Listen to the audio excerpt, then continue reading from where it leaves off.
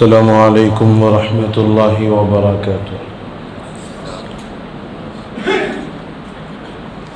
الحمد للہ وکفی وسلام علی عبادہ الذین اصطفی وعلی آلہ واصحابہ المجتبی، اما بعد فاعوذ باللہ من الشیطان الرجیم، بسم اللہ الرحمن الرحیم۔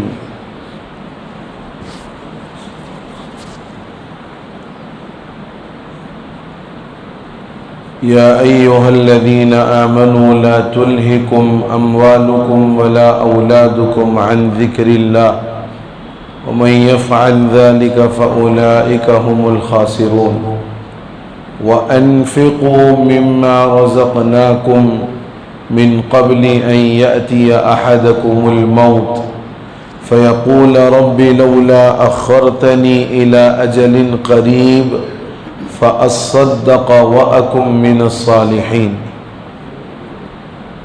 صدق اللہ مولانا العظیم۔ قابل احترام عزیز بزرگوں، نوجوان بھائیوں،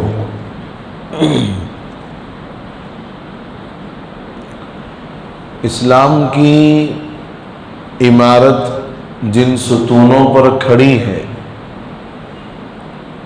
اس میں ایک اہم ترین ستون زکوٰۃ ہے۔ زکوٰۃ در حقیقت اللہ رب العزت کی طرف سے وہ فریضہ ہے جو دو کام کرتا ہے۔ پہلا کام یہ کہ جس کا مال ہے اس سے اس کی محبت کو نکالتا ہے، جس کا مال ہے اس سے اس کی محبت کو نکالتا ہے۔ اور دوسرا کام یہ کہ یہ نکالا ہوا مال اسی معاشرے اور اسی ماحول والوں کے امداد اور نصرت کا ذریعہ بنتا ہے۔ آئی بات سمجھ میں؟ گویا دو پہلو ہوئے۔ پہلا پہلو یہ ہے کہ جو آدمی زکوٰۃ نکال رہا ہے، نکالنے والے کے دل سے اللہ مال کی محبت کو بھی نکال رہے ہیں کہ مال کی محبت دل میں رکھ کر مت بیٹھو۔ چاہے تم پوری دنیا کے مالک بن جاؤ لیکن جب جاؤ گے تو دونوں ہاتھ خالی رہیں گے۔ اور قرآن پاک نے بڑے عجیب انداز میں اس بات کو سمجھایا اور لوگوں کے ذہنوں میں بٹھایا ہے، ما عندکم ینفد وما عند اللہ باق۔ جو تمہارے پاس ہے وہ ختم ہو جائے گا، جو تمہارے پاس ہے ختم ہو جائے گا، اور جو اللہ کے پاس ہے وہ ہمیشہ باقی رہے گا۔ یعنی لاجک آپ غور کر کے دیکھو، معاملہ اصل میں الٹا نظر آ رہا، ہمیں الٹا نظر آ رہا۔ بھئی آپ کے جیب میں اگر 1000 روپیے ہیں، ٹھیک، تو اب یہ جو آپ کے پاس ہے یہ آپ کے ہو گئے نا، جو تمہارے پاس ہے وہ تمہارے ہیں۔ قرآن کیا کہہ رہا؟ جو تمہارے پاس ہے وہ ختم ہو جانے والے ہیں۔ اور پھر اسی 1000 میں سے آپ جب مسجد کے باہر نکلے، کوئی اعلان ہوا، کوئی ضرورت مند نظر آیا، یا آپ کے دل میں ویسے ہی صدقہ خیرات کرنے کا جذبہ اللہ نے ڈال دیا، آپ نے 1000 میں سے 100 روپیے نکالے، اگر 5 افراد آپ کو نظر آئے، آپ نے 20 سب کو دے دیے، 100 ختم ہو گئے۔ 100 ارے ہوئے نہیں، ختم ہوئے۔ آپ کے جیب میں اب کتنے ہیں؟ 900 ہیں، 100 ختم ہو گئے۔ اور یہ آپ نے جو 100 دیے ہیں، یہ 100 آپ نے اللہ کے نام پر دیے ہیں، اور اللہ کے لیے دیے ہیں. اور اللہ یہ فرما رہے ہیں کہ جو تم یہاں دے چکے اور اللہ کے پاس پہنچا چکے وہ باقی ہے. یہاں تو ختم ہو گیا. اصل مطلب یہ ہے کہ اللہ یہ فرمانا چاہتے ہیں کہ جو کچھ تمہارے ہاتھ میں رہے گا جب تک تم ہو وہ تمہارا ہے. جب تم دنیا سے رخصت ہو گئے وہ بٹ گیا، وہ بٹ گیا. تم جب تک مالک بنے تھے وہ تمہارا تھا، اور جب تم دنیا سے رخصت ہو جاؤ گے تو وہ تمہاری وراثت بن کر تمہاری ملکیت سے نکل کر دوسروں کی ملکیت میں چلا جائے گا. اب کہاں باقی رہا تمہارے پاس؟ نہیں نا. اور جو تم نے اپنی حیات میں، اپنی دنیا میں رہتے ہوئے، اپنی زندگی میں جو اللہ کے نام پر لگا دیا، اللہ کے لیے خرچ کر دیا، چاہے جو آپ نے جس انداز سے بھی خرچ کیا ہو، اللہ فرماتے ہیں کہ جب تم آؤ گے تو وہ اجر ہمارے پاس باقی رکھا پاؤ گے. اور پھر قرآن نے دوسرا ایک ذہن صاف کیا، دوسرا پہلو. کیا بولتے ہم؟ میں اتنے دیا. ارے بولتے نہیں. کسی ضرورت مند کی شادی ہو اور آپ نے وہاں پر دیا ہو تو آپ بعد میں یہ کہتے ہیں کہ بھئی فلاں ضرورت مند کا مسئلہ تھا، میں نے اتنا دیا، میں دیا. بولتے نا. خاندان قبیلے میں بھی اگر آپ کسی کی مدد کرو تو آپ یہی بولو گے کہ ہم دیے تھے تمہارے کو، ہم دیے تھے. بھول گئے کیا وہ دینا؟ ہمارے ٹکڑوں پہ پلے نا. یہ جملے بولتے ہیں. اللہ رب العزت نے اس کانسیپٹ کو ختم کر دیا اور یہ کہا کہ تم کون ہو دینے والے؟ تم کون؟ تمہاری ہستی کیا جو تم دینے والے ہو؟ وَمِمَّا رَزَقْنَاهُمْ، جو ہم نے تم کو دیا ہے تم اس میں سے دیتے ہو، تمہارا اپنا کچھ نہیں. جو ہم نے تم کو دیا ہے، یعنی اگر وہ پروردگار ہمیں نہ دیتا اور ہمیں اپنے مال کے اندر اپنا نائب نہ بناتا تو ہماری ملکیت میں وہ چیز آتی نہیں، اور جب وہ آتی نہیں تو ہم کسی اور کو دینے کے لائق نہیں بنتے. تو اللہ نے یہ کانسیپٹ ختم کروا دیا کہ میں نے دیا نہیں، تم نے نہیں دیا. جو ہم نے تم کو دیا ہے تم نے اس میں سے دیا ہے. یہ طاقت، یہ صلاحیت، یہ ذہنی قابلیت جس سے ہم مال کما رہے ہیں، اگر اللہ نے اس میں سے کوئی چھوٹی موٹی چیز بھی مفلوج کر دی، چھوٹا سا برین ہیمریج ہو گیا، کیا حال ہو جائے گا؟ کھانے پینے کے قابل نہیں رہو گے، چلنے پھرنے کے قابل نہیں رہو گے، بات چیت کے لائق نہیں رہو گے، کچھ کرنے یا ذہن کی پرواز کو آگے بڑھانے اور اس کی صلاحیتوں کے ذریعے سے کچھ کر گزرنے کے آپ لائق نہیں رہو گے. یہ سب کچھ جو دیا جا رہا ہے اللہ کی عطا ہے. اگر اللہ نے اپنی اس عطا میں سے ذرا برابر حرکت دے دی تو ہمارا وجود بیکار. تو اس لیے اللہ رب العزت نے دوسرا یہ کانسیپٹ ختم کر دیا کہ میں نے دیا. آپ نے نہیں دیا بابا، جو اللہ نے آپ کو دیا ہے آپ نے اس میں سے دیا. دو باتیں ہو گئی. تیسری بات، حضرت آدم علیہ السلام کے دو بیٹوں کا قصہ سورۃ المائدہ میں آیا ہے، حابیل اور قابیل. وہاں آپ نے یہ سنا ہوگا کہ دونوں نے اللہ کی بارگاہ میں نذرانہ پیش کیا. اذ قربا قربانا فتقبل من احدہما ولم يتقبل من الآخر،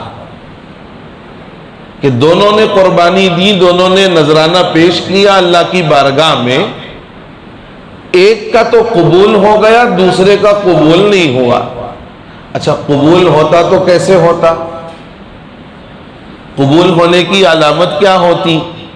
قبول ہونے کی علامت یہ ہوتی کہ جو کچھ تم اللہ کے نام پر دینا چاہ رہے ہو، اناج، غلہ، کپڑا، زیور، جانور، اینی تھنگ جو بھی ہو، آپ جو کچھ اللہ کے نام پر دینا چاہ رہے ہو اسے لے جا کر پہاڑ کی چوٹی پر رکھ دیا جاتا، پہاڑ کی چوٹی پر رکھ دیا جاتا، اوپر سے ایک آگ آتی، سفید آگ،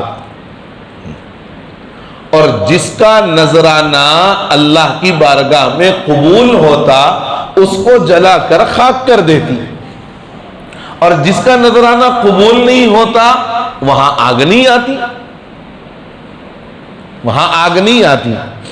تو اب مطلب یہ ہوا کہ جس کا نذرانہ اللہ کی بارگاہ میں قبول ہوا وہ آ کر آگ نے تو جلا دیا مگر کسی اور کے کام نہیں آ رہا، جل کے خاک ہو گیا، بات ختم ہو گئی۔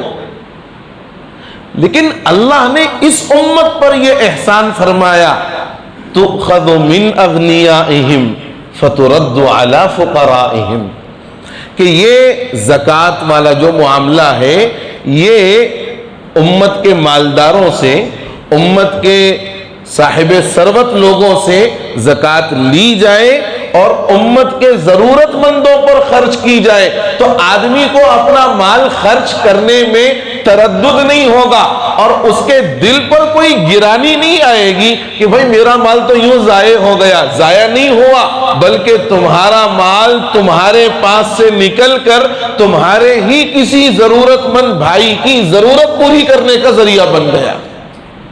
یہ بھی احسان ہے اللہ کا۔ تین باتیں ہو گئی، چوتھی بات، یہ جو ہم دنیا میں اس وقت ہیں، جانے والے ہیں، سفر چل رہا ہمارا، کس کی منزل کب آئے گی کوئی نہیں جانتا، لیکن بہرحال منزل آنی ہے،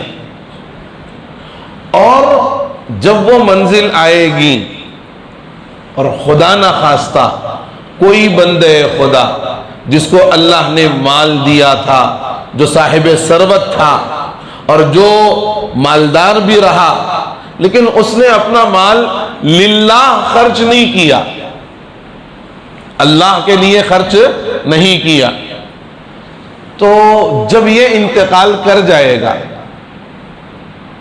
قرآن نے اس کا نقشہ کھینچا ہے کہ جب یہ انتقال کر جائے گا تو اللہ کی بارگاہ میں جب پہنچے گا تو یہ عرض کرے گا کہ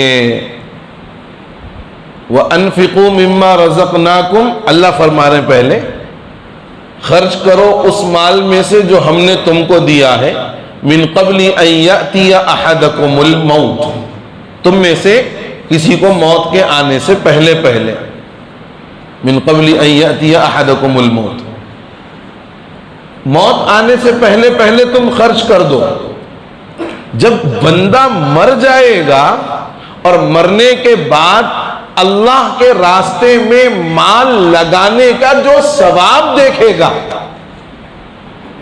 اللہ کے راستے میں مال خرچ کرنے کا جو ثواب دیکھے گا، اس ثواب کے دیکھنے کے بعد پروردگار سے عرض کرے گا بندہ، فیقول ربی، بندہ کہے گا اے میرے پروردگار، لولا اخرتنی الی اجل قریب، تھوڑا چانس آپ نے کیوں نہیں دیا مجھے، تھوڑا سا چانس کیوں نہیں دیا آپ نے؟ اللہ فرمائیں گے بھئی کیوں، چانس کی کیا ضرورت؟ چانس کا مطلب یہ ہے کہ مجھے تھوڑی مہلت مل جاتی، تھوڑا مجھے ٹائم مل جاتا، چانس مل جاتا مجھے۔ فیقول ربی لولا اخرتنی الی اجل قریب، اللہ فرمائیں گے کیوں ضرورت پڑ رہی ہے تمہیں اور تم یہ سوال کیوں کر رہے ہو؟ فَأَصَّدَّقَ، تاکہ جتنا مجھے موقع ملتا دنیا میں میں صرف صدقہ کرتا، میں صرف آپ کے نام پر اپنا مال لگاتا، میں صرف آپ کے دین کے لیے اپنے مال کو خرچ کرتا، فَأَصَّدَّقَ، اور یہ مال خرچ کر کے وَأَكُن مِّنَ الصَّالِحِينَ، نیک لوگوں میں شامل ہو جاتا، نیک لوگوں میں شامل ہو جاتا۔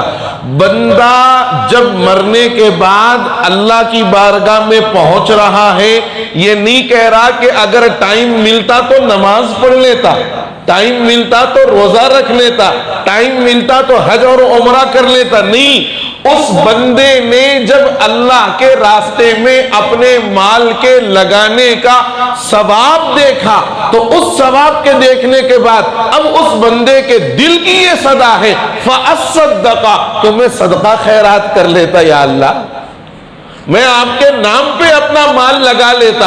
اسی لیے فرمایا ما عندکم ینفد، جو تمہارے پاس ہے ختم ہو جانے والا ہے، وما عند اللہ باق، جو اللہ کے پاس ہے وہ باقی رہنے والا ہے۔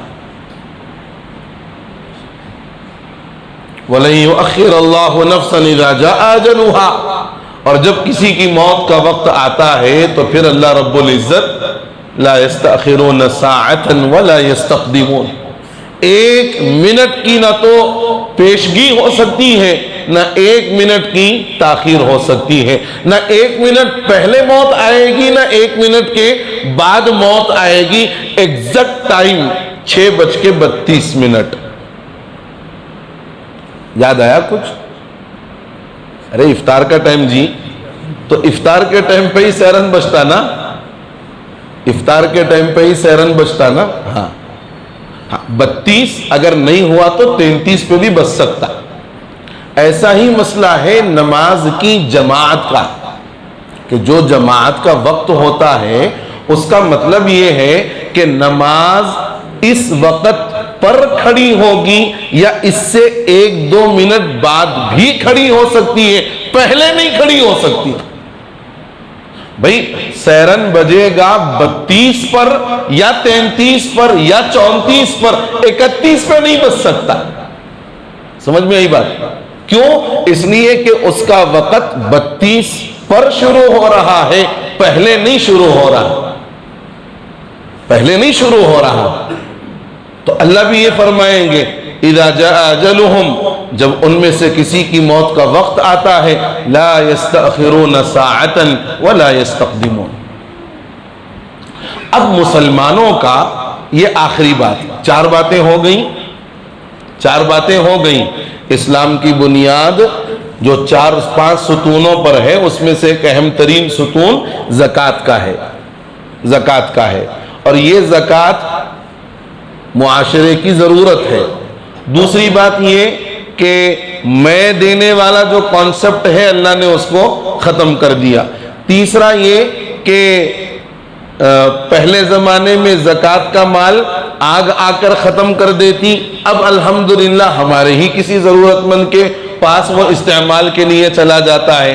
چوتھی بات یہ کہ بندہ جب اس دنیا سے رخصت ہوگا اور اللہ کے راستے میں خرچ کرنے کا ثواب دیکھے گا تو یہ عرض کرے گا فَأَصَّدَّقَ، اے اللہ تھوڑا چانس دے دیتے تو میں صدقہ خیرات کر لیتا۔ 4 باتیں ہو گئی۔ 5ویں بات وہ یہ کہ الحمدللہ مسلمانوں کا جو مزاج ہے اور مسلم معاشرے کا جو ایک معمول ہے رمضان کے مہینے میں، وہ اپنی زکوٰۃ اور اپنے صدقات وغیرہ کو رمضان کے مہینے میں نکالتے ہیں۔ حالانکہ زکوٰۃ صدقہ نکالنے کے لیے، صدقہ نکالنے کا کوئی ٹائم نہیں ہے، اینی ٹائم آپ جب چاہیں یو کین گیو صدقہ، آپ جب چاہیں صدقہ دے سکتے ہو، صدقات نافلہ۔ زکوٰۃ کے لیے سال پورا ہونا شرط ہے، اور 2-3 جمعوں سے وہ زکوٰۃ کے مسائل بھی آ رہے ہیں آپ کے سامنے۔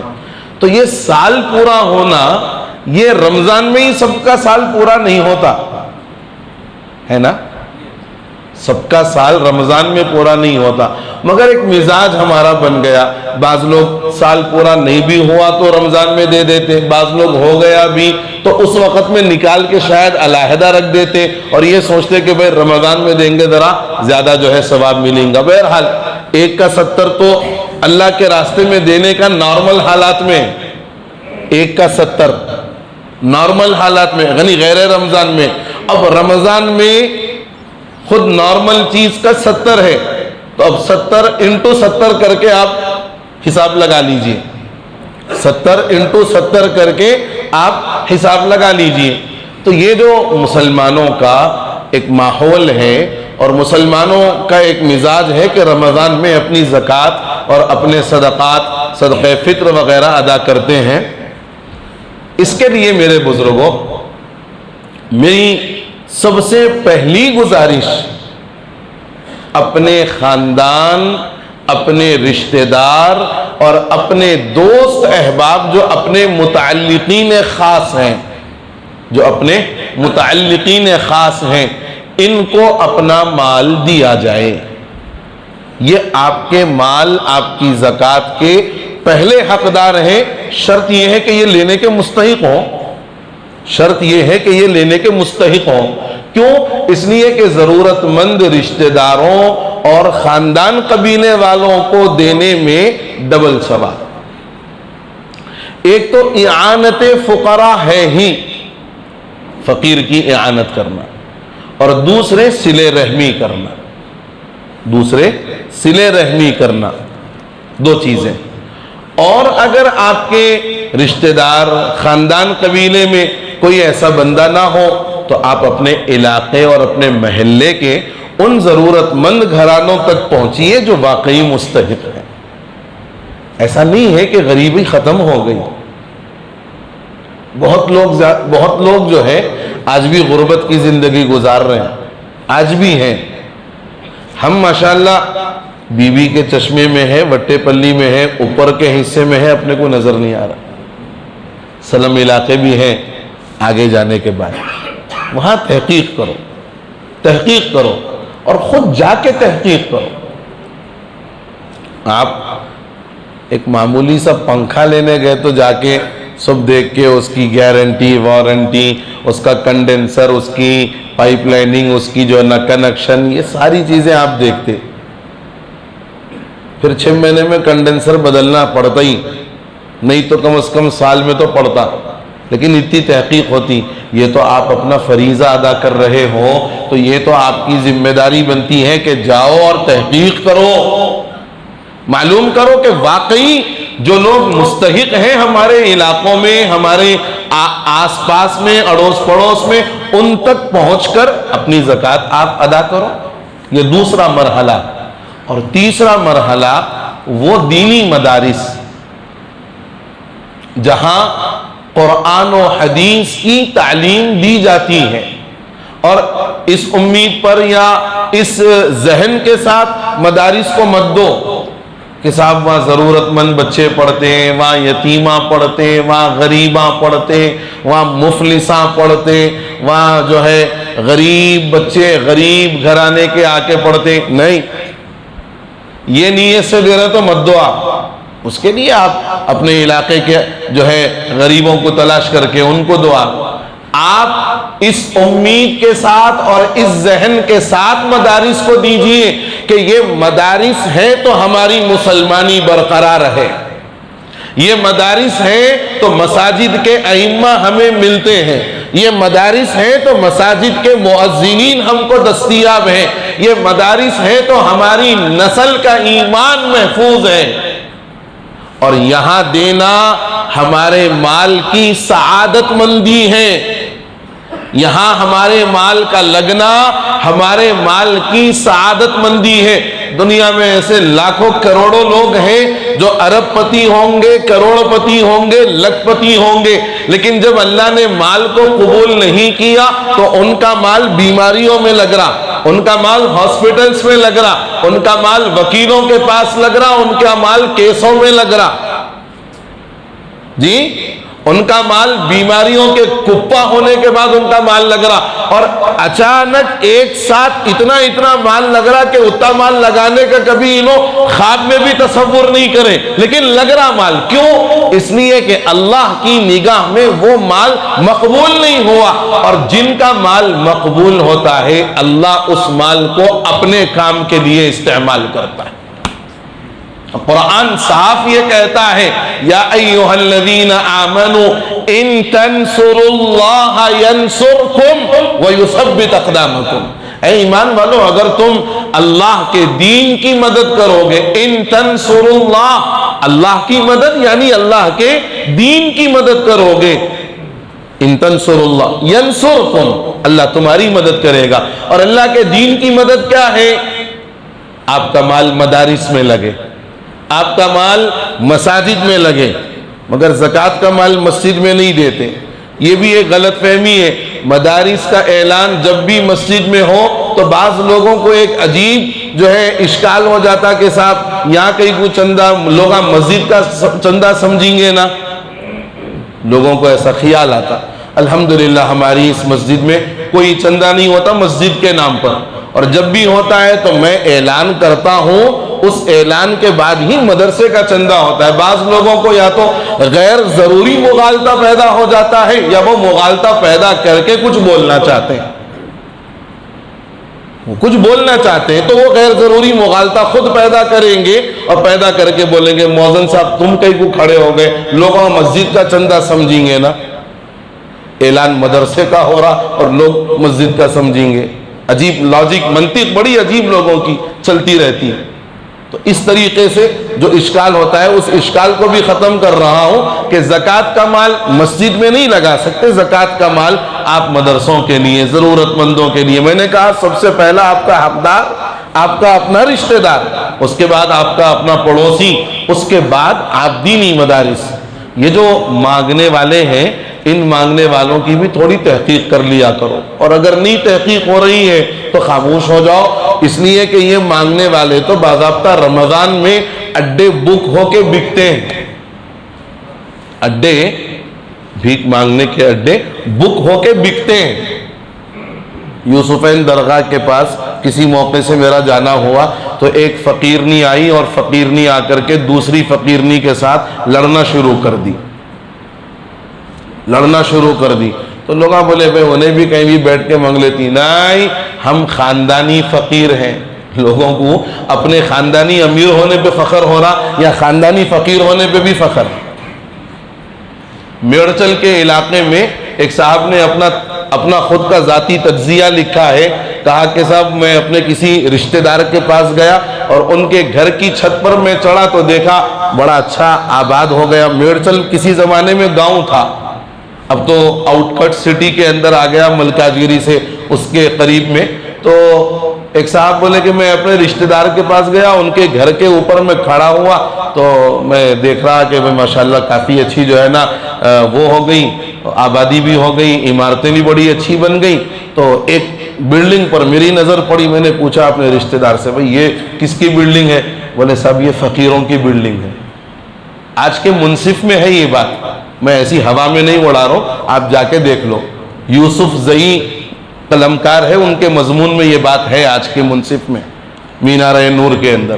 تو انہوں بولے صاحب یہ فقیروں کی بلڈنگ ہے، تو انہوں بولے صاحب میرا منہ پھٹے کا پھٹا رہ گیا، فقیروں کی بلڈنگ کیا؟ بولے صاحب یہ لوگ صبح یہاں سے جو ہے سکندرآباد ریلوے اسٹیشن جاتے، اور وہاں پھر سکندرآباد چونکہ پورا کاروباری علاقہ ہے، وہ مونڈا مارکیٹ ہے، وہ الفا ہوٹل ہے، وہ فلاں وہاں صبح سے شام تک بھیک مانگ لے کے کبھی کبھی اسٹیشن میں بھی جا کے مانگتے، واپس پھر شام میں وہی ٹرین سے جو ہے نا یا میڑچل آ جاتے۔ یہ ان کی بلڈنگ ہے، صبح فجر کے بعد میں نکل جاتے کام پہ، پھر اس کے بعد میں آتے۔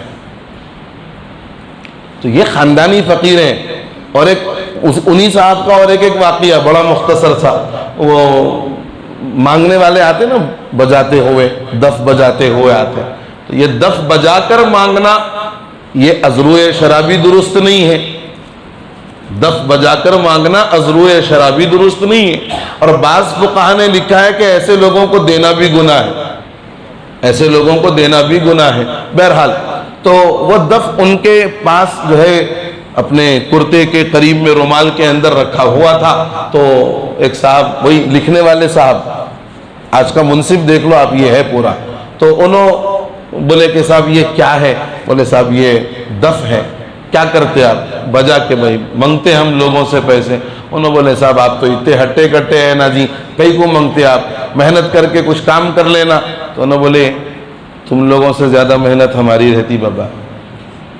گلی گلی پھرنا رہتا، پھرتے پھرتے پیراں درد، بجاتے بجاتے ہاتھاں درد، اور گاتے گاتے گلا درد. اس کے بعد جا کے 10-5 روپئے ہمارے کو ملتے، تو ہماری محنت زیادہ ہے.